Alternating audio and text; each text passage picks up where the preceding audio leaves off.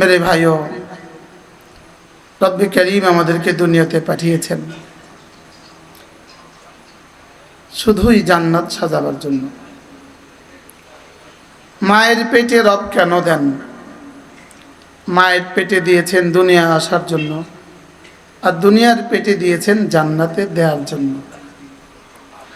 মায়ের পেট ছাড়া দুনিয়াতে আসার কোনো মাধ্যম নাই, আর দুনিয়ার পেট ছাড়া জান্নাতে যাওয়ার কোনো মাধ্যম নাই। কেউ যদি মনে করে সে দুনিয়াতে আসবে না, মায়ের পেটে আসবে না, এ বাচ্চা কখনোই দুনিয়ার পেট দেখবে না। আর যে কেউ মনে করে আমি দুনিয়ার পেটে আসবো না, সে কখনোই জান্নাতের পেট দেখবে না। জান্নাতের জন্য ভূমিকা হলো দুনিয়া, দুনিয়ার জন্য ভূমিকা হলো মায়ের পেট। মায়ের পেট দিয়েছেন বডি তৈরির জন্য, আর দুনিয়ার পেট দিয়েছেন রূহ তৈরির জন্য। মায়ের পেট বডি তৈরির জায়গা, আর দুনিয়ার পেট রূহ তৈরির জায়গা। মায়ের পেটে যে বাচ্চা পূর্ণাঙ্গ, এই বাচ্চা দুনিয়াতে পূর্ণাঙ্গ। আর দুনিয়ার পেটে যে মানুষের রূহ অপূর্ণাঙ্গ, এই মানুষ কবরে, হাসরে, মিজানে, ফুলসিরাতে অপূর্ণাঙ্গ। মায়ের পেটে 4 আঙ্গুলওয়ালা, দুনিয়ার পেটে সে 4 আঙ্গুলওয়ালা। বুঝতেছেন কিছু? তারা মায়ের পেটে 4 আঙ্গুলওয়ালা, দুনিয়ার পেটে কয় আঙ্গুলওয়ালা? এবার পৃথিবীর সব টেকনোলজি মিলে তারা আরেক আঙ্গুল দিতে পারবে না। আঙ্গুল দিবে, তবে ওটা নড়বে না। কি হয়? আমাদের পীর ও মুর্শিদ হযরত নানুপুরী রহমতুল্লাহ বলতেন, বিজ্ঞান চোখ বানায়, তবে ওই চোখে দুনিয়া দেখে না, দুনিয়া চোখ দেখে। দুনিয়া কি দেখে? চোখ দেখে, লেকিন চোখ কি দেখে না। কৃত্রিম চোখ লাগানো যায়, তবে ওই চোখে দুনিয়া দেখে না, দুনিয়া চোখ দেখে। তাহলে মায়ের পেট যেমন বডি তৈরির জায়গা, দুনিয়ার পেট রূহ তৈরির জায়গা। বলেন দুনিয়ার পেট কি তৈরির জায়গা? বলেন রূহ তৈরির জায়গা। রূহ তৈরি হয়ে জান্নাতের উপযুক্ত হবে, আর দুনিয়ার পেটে বডি তৈরি হয়ে দুনিয়ার উপযুক্ত হবে। মায়ের পেটে বডি তৈরি হয়ে দুনিয়ার উপযুক্ত হয়, দুনিয়ার পেটে রূহ তৈরি হয়ে জান্নাতের উপযুক্ত হয়। এজন্য মায়ের পেট থাকার জায়গা না। যদি বাচ্চা স্বেচ্ছায় না আসতে চায়, তাকে কেটে বের করা হয়, পেট কেটে বের করা হয়। যদি সে জিন্দা আসতে না চায়, মুর্দা বের করতে হয়। মগর বের করাই লাগে। বের কি বলেন? কেন? এটা থাকার জায়গা না। বলেন এটা কি না? এটা থাকার জায়গা না। যদি 10 মাসের জায়গা 13 মাসও থাকে, এরপরেও আসতে হবে। 17 মাসও থাকে, এরপরেও কি আসতে হবে। এটা এখান থেকে আসতেই হয়, হয় ইচ্ছায়, না হয় তাওয়ান ওয়া কারহা, হয় পূর্ণাঙ্গ না হয় অপূর্ণাঙ্গ, তাকে আসতেই হবে। হয় জিন্দা বা মুর্দা, তাকে আসতেই হবে। মায়ের পেট থেকে দুনিয়ার পেটে যেমন আসতেই হয়, দুনিয়ার পেট থেকে কবরের পেটে তাকে যেতেই হবে। কবরের পেটে যে যাবে, তাকে হাসরের ময়দানে উঠতেই হবে। এই 2 প্রসঙ্গ আমরা সকলেই বুঝি। মায়ের পেট থেকে দুনিয়ার পেটে আসতেই হয়, এটা আমরা বুঝি। দুনিয়ার পেট থেকে মায়ের আবার কবরে যেতে হবে, এটাও আমরা বুঝি। এটাও বিজ্ঞান স্বীকার করে, এটাও বিজ্ঞান স্বীকার করে। এই 2 পয়েন্টে সারা পৃথিবীর সব আস্তিক, সব নাস্তিক একমত। দুনিয়ার পেট থেকে, মায়ের পেট থেকে দুনিয়াতে আসতেই হবে, এটাতে একমত। আর দুনিয়ার পেট থেকে কবরে যেতে হবে, এটাতেও কি একমত। এখানে কারোর কোনো কি নাই, আস্তিক বিশ্বেরও দ্বিমত নাই, নাস্তিক বিশ্বেরও কি নাই, বলেন দ্বিমত নাই। দ্বিমত হলো ওখানে কবরের পরে আর কোনো জীবন আছে কিনা, এই দ্বিমত হয়ে গেল এখানে। তো আগের 2টা যদি বিজ্ঞান মতেও সত্য হয়, তো পরের গুলো কোরআন মতে সত্য, বিজ্ঞান অস্বীকার করলেও সত্য। চোখে দেখাটা যদি কোরআন মতে সত্য হয়, চোখে না দেখাটাও কোরআন মতে সত্য। আর চোখে দেখাটা সত্য মনে করা, এটা ঈমান নয়। আর না দেখাটাকে সত্য মনে করা, এটার নাম হলো ঈমান। কি হয়? না দেখাটাকে সত্য মনে করা, এটার নাম কি বলেন? আর দেখাটাকে সত্য মনে করা, এটা কি নয়? এজন্য স্রষ্টাই মহান এই শব্দ বলা ঈমান নয়। এই শব্দ বলা কি নয়? এজন্য বেঈমান বিশ্ব এই শব্দ খুব বলে, স্রষ্টাই মহান একটা শব্দ আছে, কি এটা বেঈমান বিশ্ব বলে কি না বলে না? এজন্য স্রষ্টাই মহান এই শব্দ বলা ঈমানের জন্য যথেষ্ট নয়। এটা ঈমানের জন্য কি নয়? যদি কেউ 1,00,000 বার বলে স্রষ্টাই মহান, স্রষ্টাই মহান, সে কিন্তু মুমিন হবে না। কারণ স্রষ্টাকে পৃথিবীর সব মতাদর্শওয়ালারাই স্রষ্টাকে স্বীকার করে। সে এটা বুঝে আমাকে বানানেওয়ালা আছে, আমাকে বানানেওয়ালা কি আছে। ঈমান হলো স্রষ্টা একজন, এটা হলো ঈমান। আর ওই স্রষ্টা যিনি হন তিনি মাবুদ হন, এটার নাম হলো ঈমান। এজন্য হিন্দুর গাড়িতেও লেখে স্রষ্টাই মহান। হুজুর আমার কাছে আসে, হায়াতের হিসেবে এখন আসে, হায়াতের হিসেবে এখন আসে, পিছনে আমি বারবার তাকাইতে হবে। হুজুর আমার ওস্তাদ ধরলো, আমি হুজুর কাছে কিতাব ধরছি, হুজুরের হয়তো মনে নাই। আমরা যখন হেদায়া পড়ি হুজুর তখন দাওরা পড়ে, তা আমরা হেদায়া মাঝে মাঝে ঠেকলে বড়দের কাছে ধরতাম, তখন কিতাব ধরছি, এটা হুজুরের হয়তো মনে নেই। হুজুরদের তো মনে থাকার কথা না, লেকিন ছাত্রদের তো মনে থাকে। বারহাল আমরা কি বললাম বলেন? স্রষ্টাই মহান। হিন্দুর গাড়িতে কিন্তু লেখা থাকে স্রষ্টাই মহান, থাকে না? থাকে না? এটা কিন্তু ঈমানের জন্য যথেষ্ট নয়। কারণ স্রষ্টা অ্যাজ এ ক্রিয়েটর, তিনি স্রষ্টা, এটা কিন্তু সকলেই স্বীকার করে। লেকিন তিনি ওয়াহিদ, তিনি আহাদ, এটা সকলেই স্বীকার করে না। তিনি লা শারীকা লাহ, এটা সকলেই স্বীকার করে না। লেকিন স্রষ্টা একজন আছে, এটা সকলেই কি করে বলেন? এটা সকলেই স্বীকার করে। স্রষ্টাকে আবার সেজদাও দিতে হয়, এটা কি স্বীকার করে না। স্রষ্টার আবার ইবাদতও করতে হয়, এটা কি স্বীকার করে না। ওসি সাহেবের সৌজন্যে আমার কথা বলতে হবে আরেক লাইনে, কর্নেল সাহেবের সৌজন্যে বলতে হবে আরেক লাইনে, ওলামাদের সৌজন্যে বলা উচিত আরেক লাইনে, আপনাদের সৌজন্যে বলা উচিত আরেক লাইনে। এখন একটু দোয়া করে দেন অল্প সময়ের জন্য সকলের সৌজন্যে হয়ে যায়, কি হয়? এজন্য স্রষ্টা মহান এই শব্দ কি নয় বলেন? ঠিক নয়, ঈমানের জন্য যথেষ্ট নয়। বলেন মানুষ মরণশীল, বলেন এই শব্দ ঈমানের জন্য যথেষ্ট নয়। মানুষ মরণশীল, ইহুদি স্বীকার করে মানুষ মরণশীল, ম্যান ইজ মর্টেল, এটা মানুষ ইহুদি স্বীকার করে। পৃথিবীর সমস্ত জাতি স্বীকার করে মানুষ মরণশীল। এই কথা ঈমানের জন্য যথেষ্ট নয়। আসলে কোরআনে কারিমে মানুষ মরণশীল বলেন নাই, কোরআন মানুষ মরণশীল বলে নাই। বলেন বলেন, কোরআন বলেছে কুল্লু নাফসিন যায়িকাতুল মউত, সমস্ত প্রাণী মরণশীল। বলেন, তাহলে এর মধ্যে কিন্তু গরুও আছে, ছাগলও কিন্তু আছে, বিড়ালও কিন্তু আছে, কুকুরও কিন্তু কি আছে।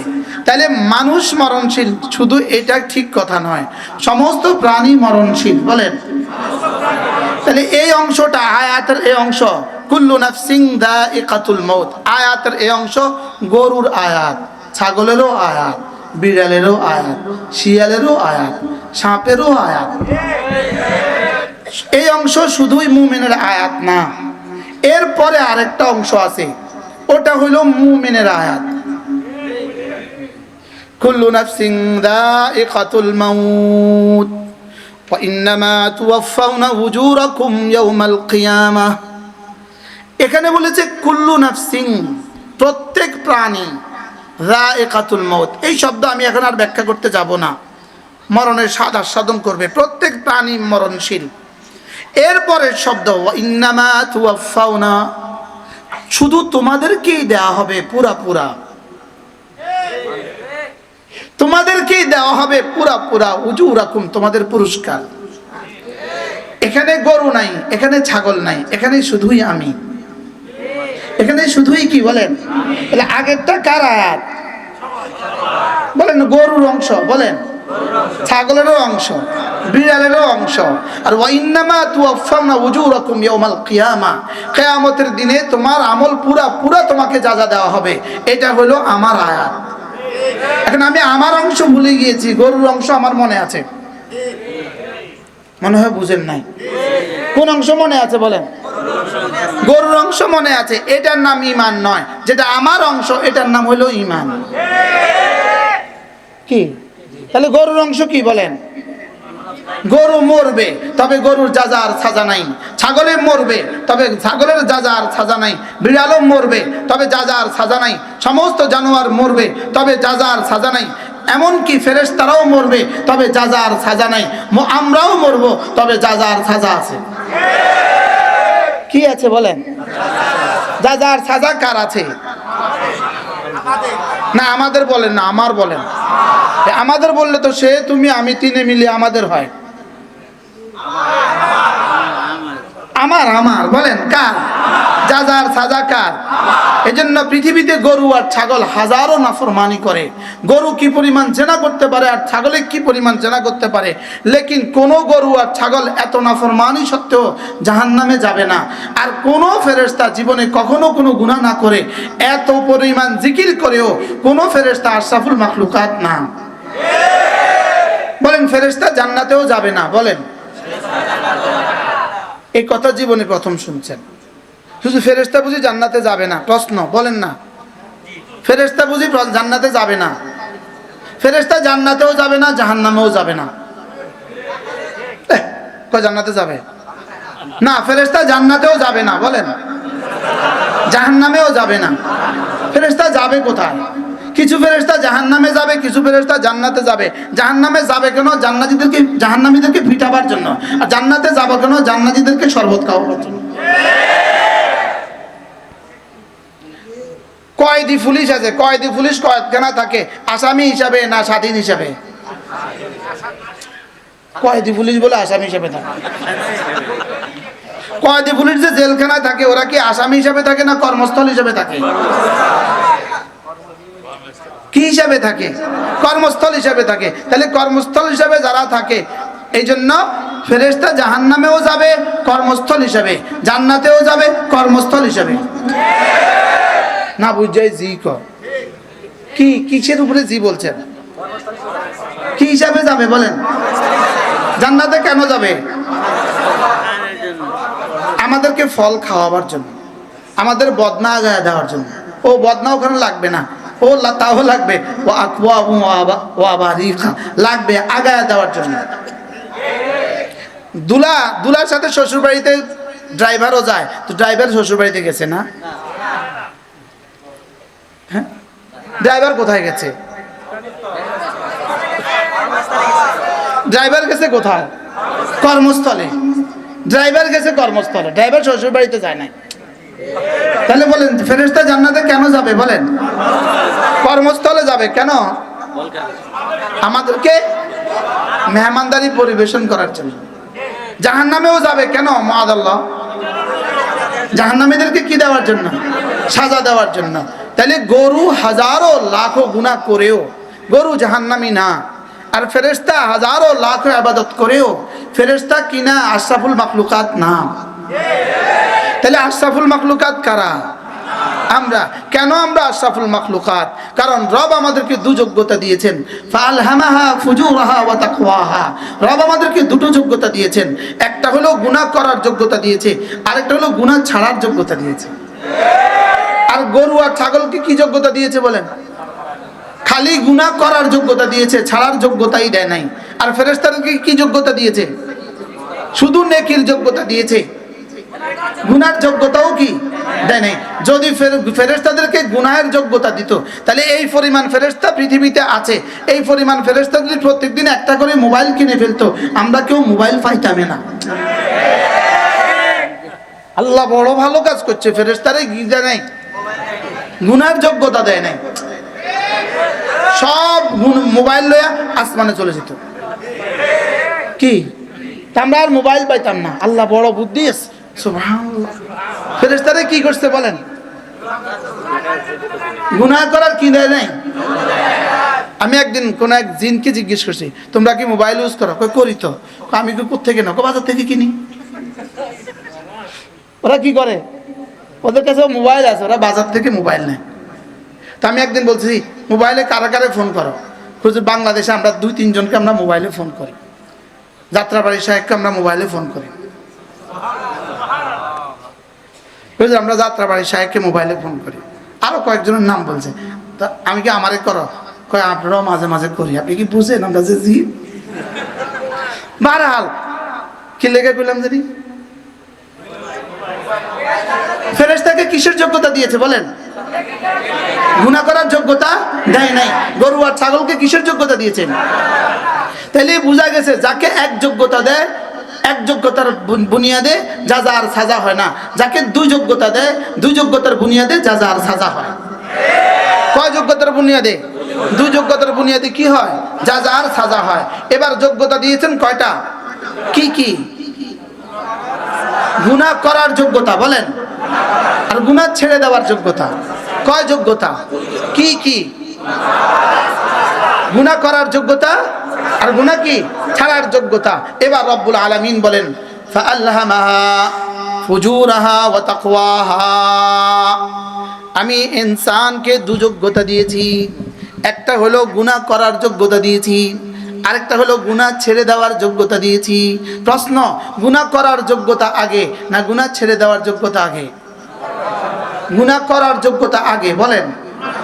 আচ্ছা, জমিনে আগাছা হওয়ার যোগ্যতা আগে না মরিচ গাছ হওয়ার যোগ্যতা আগে? হ্যাঁ, আচ্ছা জমিনে আগাছা হয় কখন বলেন? চাষ না করলেই আগাছা হয় বলেন। আর চাষ করলে কি হয় না? আগাছা পালায়। চাষ না করলে আগাছা কি করে? পালায়। তাইলে আগাছা হয় না। তাহলে চাষ না করলে আগাছা পালায়, আর চাষ করলে চাষ না করলে আগাছা কি হয়, আর চাষ করলে আগাছা কি পালায়। এবার বলুন তো দেখি, জমিনের যোগ্যতা আগাছা হওয়ার যোগ্যতা বেশি না গাছ হওয়ার যোগ্যতা বেশি? এবার আগাছা হওয়ার যোগ্যতা নিজে থেকে না মরিচ গাছ হওয়ার যোগ্যতা নিজে থেকে? কি মরিচ গাছ হওয়ার কি নাই যোগ্যতা নিজে থেকে না লাগাইতে হয়? পেঁয়াজ গাছ হওয়ার যোগ্যতা নিজে থেকে না লাগাইতে হয়?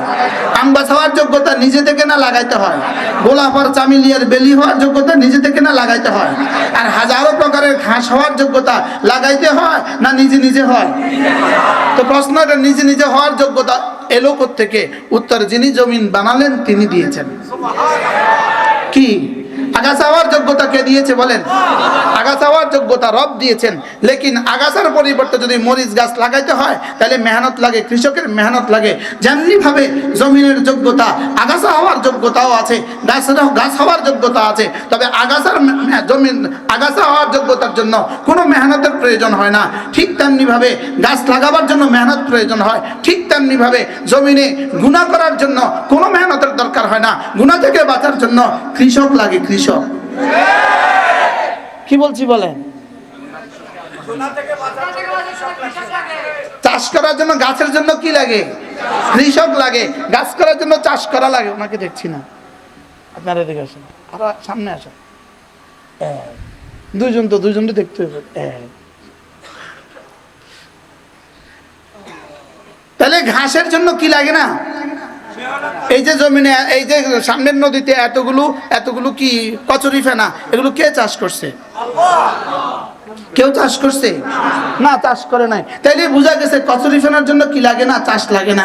আগাছার জন্য চাষ লাগে না। লেকিন এখানে মাছের জন্য চাষ লাগে। আবার কি জমিনে গাছের জন্য কি লাগে? চাষ লাগে। তাইলে বোঝা গেছে চাষ ছাড়া যেমন জমিনের দুটো শক্তি আছে, দুটো শক্তি জমিনের আছে। লেকিন চাষ করা ছাড়া আর মেহনত করা ছাড়া জমিনের গাছের মরিচ গাছ হয় না, আলু হয় না, ক্ষেত খামার হয় না।